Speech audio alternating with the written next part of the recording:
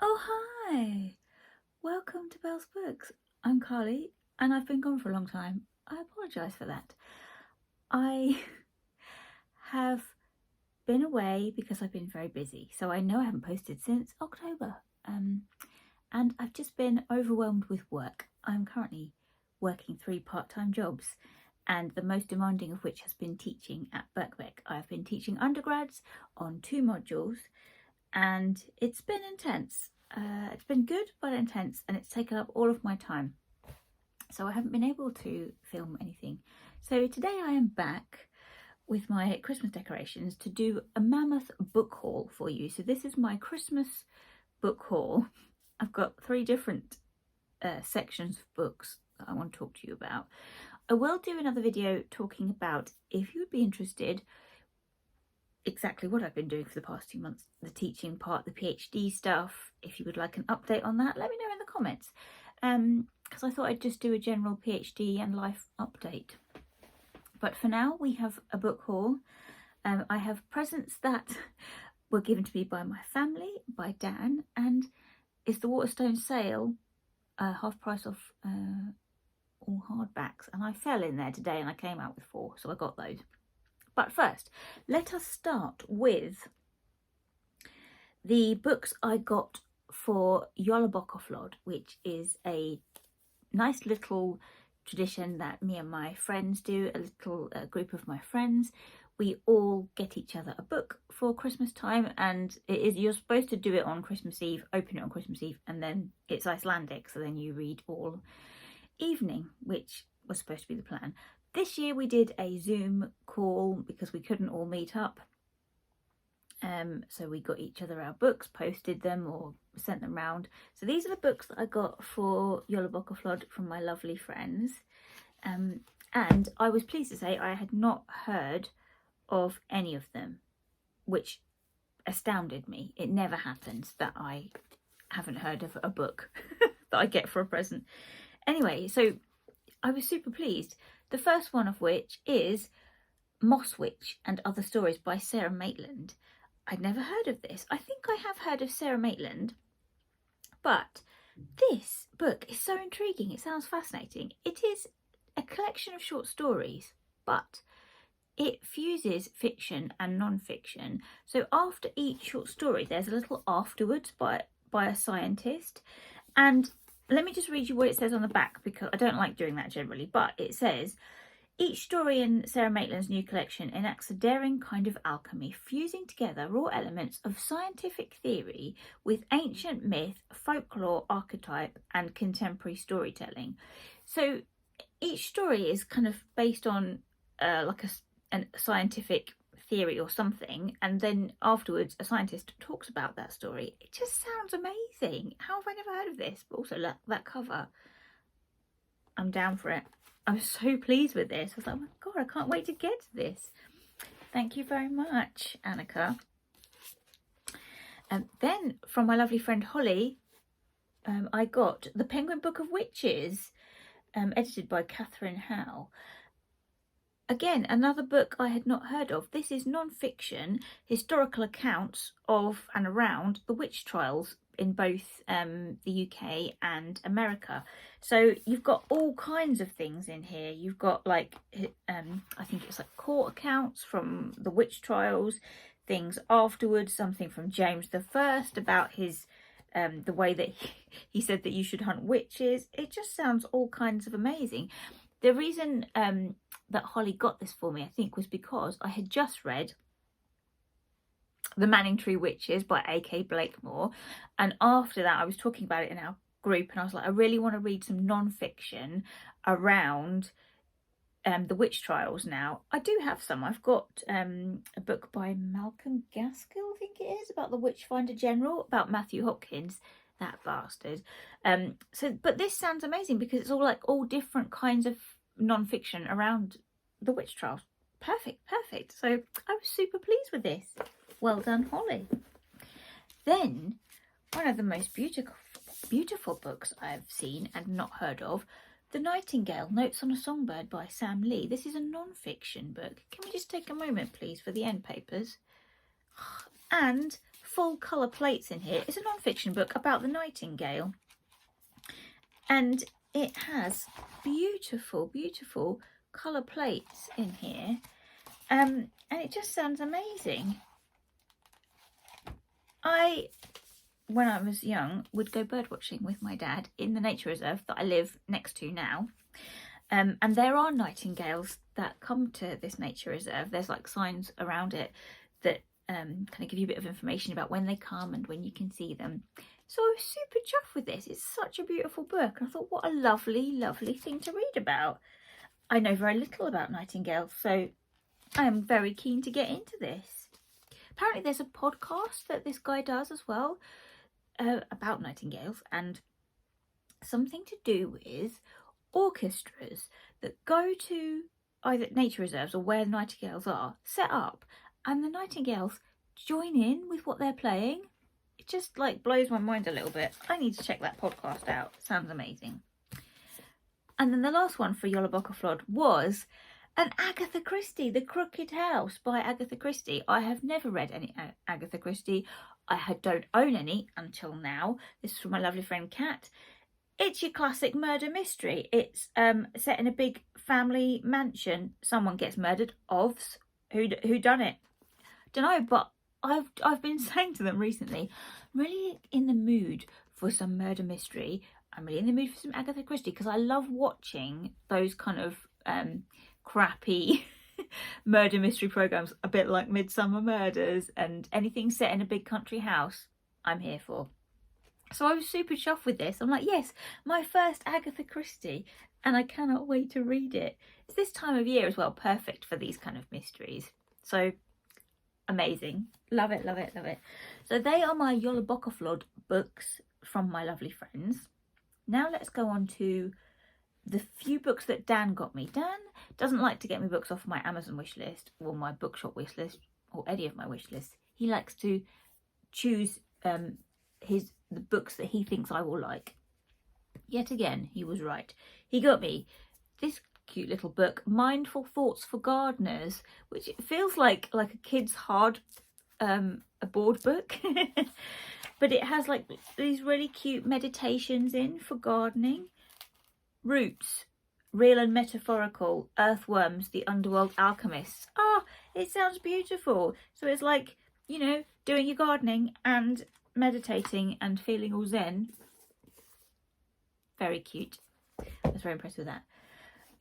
Along similar lines, he got me, yes, Entangled Life by Merlin Sheldrake. I talked to him about this. I hadn't got it on my wish list, but I really wanted to read this because I've seen it everywhere. It's a non-fiction book about mushrooms. I love mushrooms. Is this weird? I have a favourite tree stump in my nature reserve that I will always walk to and have a look around to see what mushrooms are growing there, because invariably there's always mushrooms around there. I just find them fascinating. Has anyone else got a favourite tree stump? Is that weird? Is that just me? Also, the name of this author, isn't that the name of a wizard? I mean, I did see a picture of him and he did look a bit like, not like a wizard. I was kind of disappointed that it wasn't an old man with a massive white beard. He looks quite young, but still epic name. And apparently this is an epic book. I saw Bob the Booker talking about this in his recent non-fiction books of the year, and he loved it. So I'm very excited to get to this now. Is it good? Edges yellow. I don't know whether it's just this light, but I'm super excited about this. Bloody love learning about mushrooms. Then a beautiful, beautiful book. It is a stunning edition of The Little Mermaid and Other Fairy Tales by Hans Christian Andersen. So it's the Hans Christian Andersen versions of fairy tales. I love fairy tales. Obviously, I love folklore, mythology, witches, which you may know. Nice end papers. But this book is not only just like beautiful inside. It's a pop-up. It's got these inlays that you can just like fold out. Beautiful pictures in here. So as well as like just having general illustrations and it being a gorgeous copy, it's like a pop-up. And you can, oh god, I'm not doing very well at holding this up. Like this one it's got a little turny thing.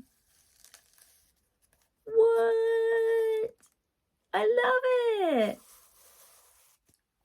I love an interactive book. Oh no, I'm dropping the cards out of it. It's just stunning. So I was super chuffed with that. Well done, Dan. So we've got the Little Mermaid and some other ones that I had not heard of. The Nightingale, The Ugly Duckling, The Tinderbox, The Princess and the Pea. All your classic Hans Christian Andersens. So I was just super chuffed with that. I love a beautiful copy of a nice fairy tale book. Well done, Dan. So those, I think, are all the books from Dan. Then my parents got me some books from my wish list. My stepdad always gets me books from my wish list. And he got me Sterling Carrot Gold by Isabel Weidner. I hope I've said that right. Isabel Weidner is a non-binary author from Germany. I found out about them from my good friend Dickon, who recommended their previous book, which is called We Are Made of Diamonds Stuff? Yeah. Which I haven't read yet, even though it's tiny. Ridiculous. This is a kind of like a modern retelling of Kafka's The Trial. So, and it's experimental, which is why Dickon recommended them to me in the first place.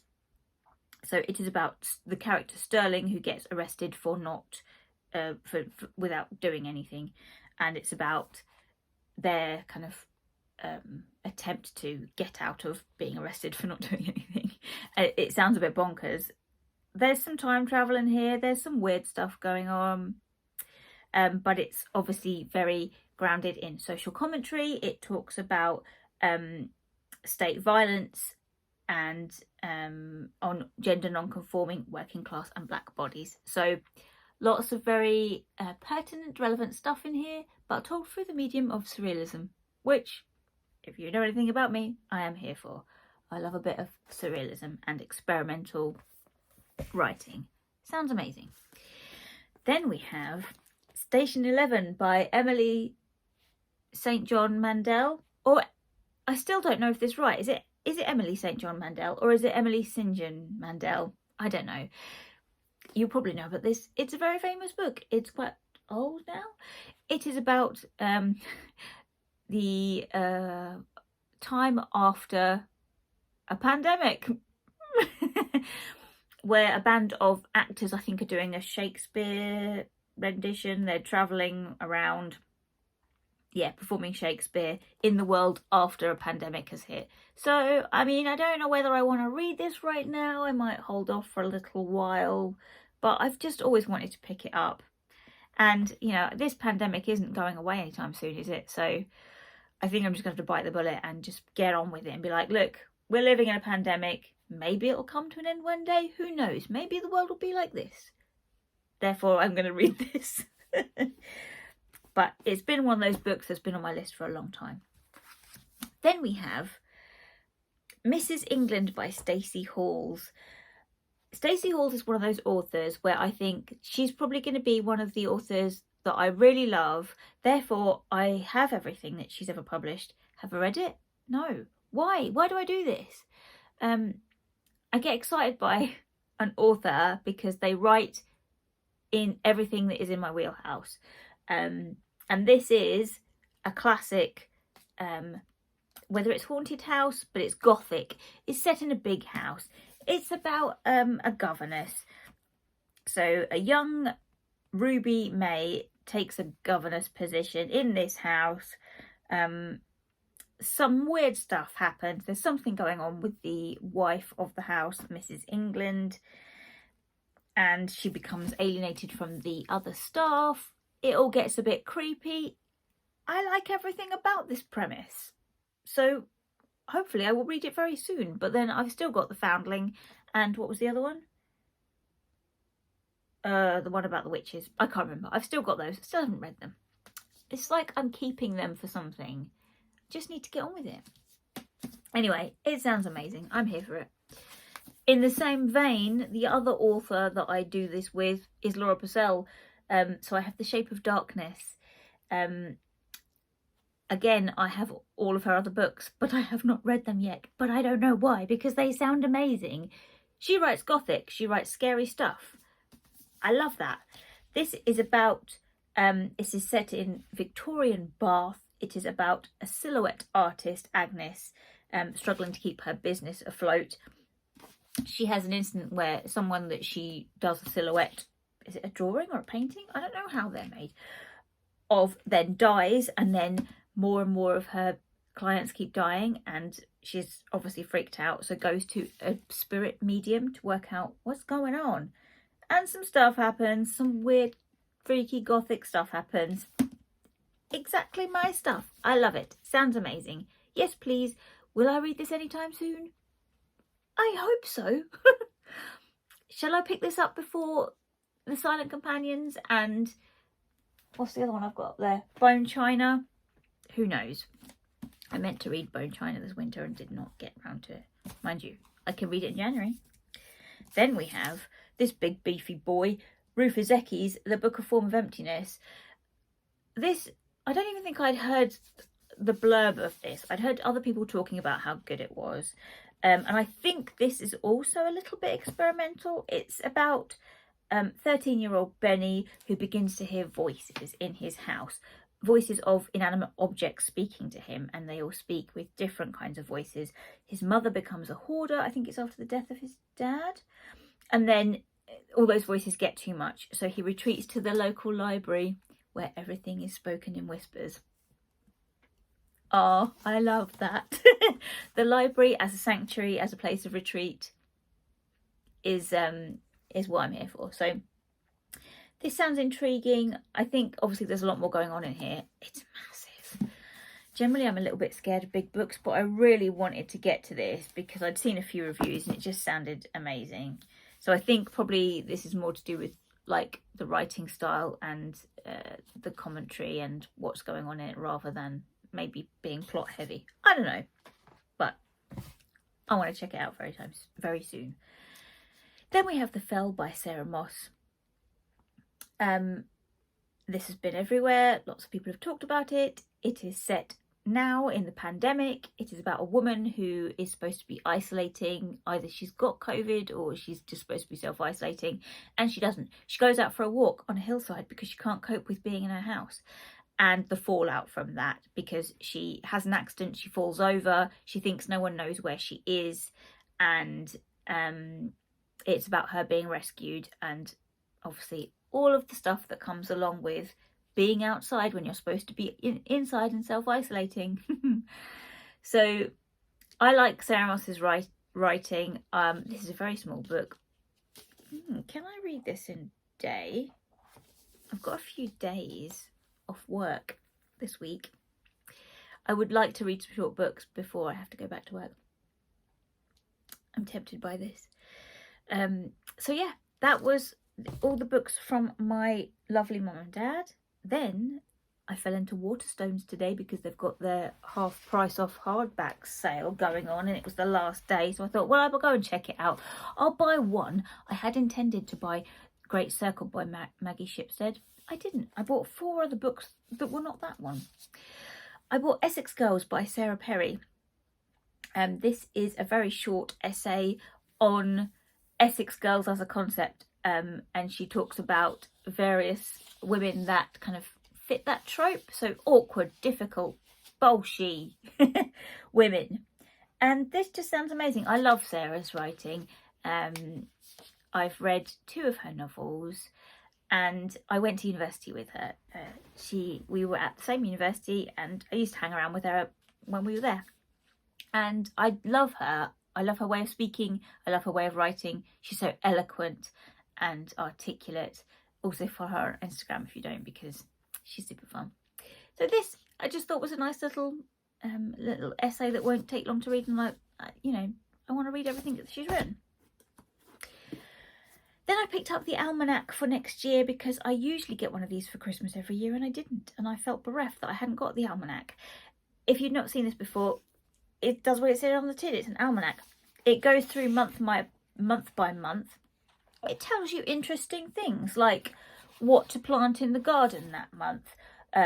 Gardening by the moon, which if you know anything about me, I'm kind of like a very lax and lapse hedge witch type. So gardening by the moon, yes, I'm here for it.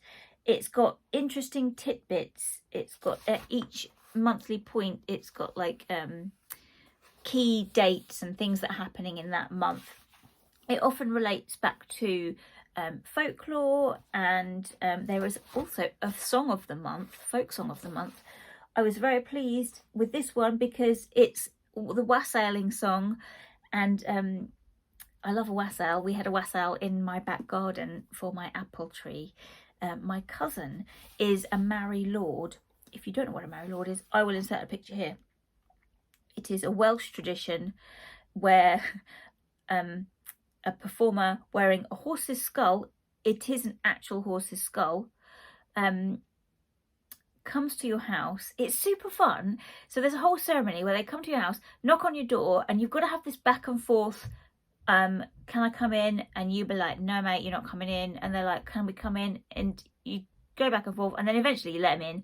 Everyone drinks cider, go out, we bash some pots and pans to scare away spirits, scary spirits, and then we sing a song to the apple tree. There's a nice ceremony. We put some cider on its roots, we hang some cider soaked bread on its branches and be like, hey man, will you give me some nice apples next year? Bless the apple tree, and that is the wassail, and everyone gets drunk on cider. It's fun, it's super fun, and also it will freak your neighbours out. So I enjoy a wassail, so I was very pleased to see the wassailing song in here. Anyway, that was a bit of a tangent. This is just a lovely book to work through the months on. Every month I look at it and go, right, what's happening this month? Interesting information, it's all fun. And also when they're finished, so I've got 3 years worth of these now. When they're finished, because they have nice pictures and nice things in, I tend to rip these out and then use them for card making, or you know, you can use them for scrapbooking or whatever. I send cards to my friend Jenny, who's a total babe, and I send little tidbits like these to her. It's fun. It's fun to make things with afterwards. So, you know, reuse, because we think, what can you do with an almanac once you finish with it? It's not like anyone's going to buy it in a charity shop. Reuse it, repurpose it, make cards from it. The other thing I got from Waterstones was I think this is a National Trust book. Or does it just look like a National Trust book? The Treasury of Folklore, Woodlands and Forests, by D.D. Cheney and Willow Winsham. This is a selection of very short snippets of fiction and folklore about woods and forests, which obviously is my jam. I'm here for it. Beautiful cover. Like I say, I live next to a nature reserve. I often go walking in it. I have a favourite tree as well as a favourite tree stump. So I am always interested to read about the folklore and legends and myths around forests and those kind of things. We're nearly there, guys. The last one that I got from the Waterstone sale, which was unexpected, is Lily, A Tale of Revenge by Rose Tremaine. I don't know whether I've read any Rose Tremaine. I don't know. But I saw Simon talking about this, and this time of year I always want to read some Dickens, but not Dickens, because he goes on a bit, doesn't he? But this sounds like a Dickensian tale, but just written by a contemporary author. It is about Lily, who was abandoned in 1850 in a London park, and it's about her life. And she's a bit of a sort, apparently, so she goes for a brief sojourn in a Suffolk farm and then gets booted back into London. It's about her life in London in Victorian times. That's all I need to know. Also, this is beautiful. So yeah, I'm really here for reading some Dickensian style historical fiction. So I bought it. I think that's it. That's my mammoth Christmas book haul for now. I will be back very soon. Hopefully I'll be filming again tomorrow with my kind of autumn winter wrap up, because I've got some books to wrap up for all the time I've been away, and various other things. Talk to me in the comments below. Have you read any of these books? Would you like to? Have you got any? Did you get any for Christmas? Drop me a comment down below and I will speak to you very soon. Bye everyone.